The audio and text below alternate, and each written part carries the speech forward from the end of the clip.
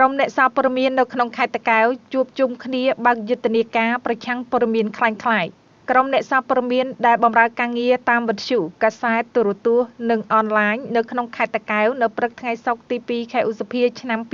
2025បានជួបជុំគ្នានៅមន្ទីរព័ត៌មានខេត្តតាកែវដើម្បីធ្វើយុទ្ធនាការប្រយុទ្ធប្រឆាំងព័ត៌មានคล้ายៗលោកអៀមថៃប្រធានមន្ទីរព័ត៌មានខេត្តតាកែវបានថ្លែងឲ្យដឹងថាយុទ្ធនាការប្រយុទ្ធប្រឆាំងព័ត៌មានคล้ายៗដែលបង្កើតឡើងដោយក្រសួងព័ត៌មាននិងទទួលបានការចូលរួមពីសំណាក់ប្រជាពលរដ្ឋអ្នកសារព័ត៌មានជាពិសេសអ្នកប្រើប្រាស់បណ្ដាញសង្គមដើម្បីចូលរួមទប់ស្កាត់ព័ត៌មានคล้ายៗទាំងអស់គ្នាព្រោះព័ត៌មានคล้ายៗសុទ្ធតែមានឥទ្ធិពលអវិជ្ជមានមកលើផ្នែកសន្តិសុខសណ្ដាប់ធ្នាប់សង្គមសេដ្ឋកិច្ចនិងនយោបាយហើយវាអាចបង្កឲ្យមានការបែកបាក់សាមគ្គីភាពរបស់ប្រជាពលរដ្ឋនៅក្នុងសង្គមផងដែរលោកប្រធានមន្ទីរព័ត៌មានខេត្តតាកែវក៏បានអំពាវនាវដល់អ្នកសារព័ត៌មាននៅក្នុងខេត្តតាកែវមុននឹងធ្វើការផ្សព្វផ្សាយអ្វីមួយត្រូវធ្វើការពិនិត្យផ្ទៀងផ្ទាត់ឲ្យបានគ្រប់ជ្រុងជ្រោយព័ត៌មានត្រូវមានប្រភពច្បាស់លាស់ព្រោះអ្នកសារព័ត៌មានជាតួអង្គដ៏សំខាន់មួយក្នុងការប្រយុទ្ធប្រឆាំងនឹងព័ត៌មានคล้ายៗកញ្ញាខុននារីអ្នកសារព័ត៌មានវិទ្យុគុណធម៌បានថ្លែងឲ្យដឹងថា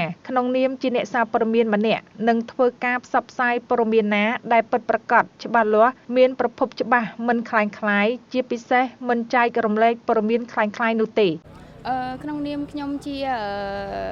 អ្នកសារព័ត៌មានដើម្បីលុបបំបាត់ព័ត៌មានคล้ายៗគឺយើងត្រូវតែមិនផ្សព្វផ្សាយព័ត៌មានคล้ายៗមិនផ្ដល់ព័ត៌មានคล้ายៗហើយនឹងមិនចែករំលែកព័ត៌មានคล้ายៗគឺយើងផ្សព្វផ្សាយតែព័ត៌មានណាដែលពិតមិនคล้ายៗព័ត៌មានដែលច្បាស់លាស់ដែលមានប្រភពត្រឹមត្រូវ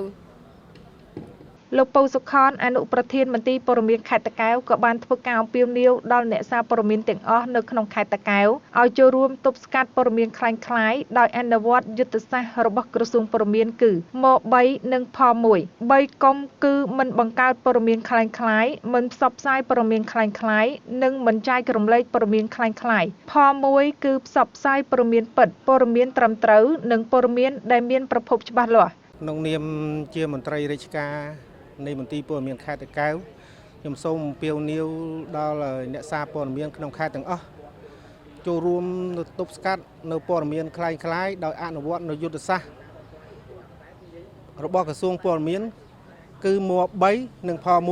ម1គឺមិនបង្កើតព័ត៌មានคล้ายៗម2គឺមិនផ្សព្វផ្សាយព័ត៌មានคล้ายៗម3មិនចែករំលែកព័ត៌មានคล้ายៗនិងមួយផ្សព្វផ្សាយតែព័ត៌មានពិតព័ត៌មានត្រឹមត្រូវព័ត៌មានដែលមានប្រភពច្បាស់លាស់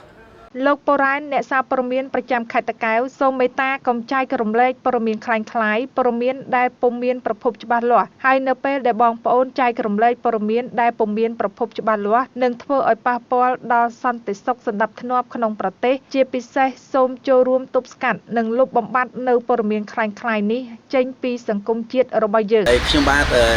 បូរ៉ែនសារព័ត៌មានប្រចាំខេត្តតាកែវបាទក្នុងនាមខ្ញុំបាទជាអ្នកសារព័ត៌មានមួយរូបបាទក៏សូមផ្ដាំផ្ញើជូនបងប្អូនប្រជាពលរដ្ឋយើងទាំងអស់បាទសូមបងប្អូនកុំធ្វើការចែករំលែកនៅព័ត៌មានคล้ายៗបាទថ្ងៃព្រោះដោយសារព័ត៌មានคล้ายៗដោយលើយើងចែករំលែកទៅ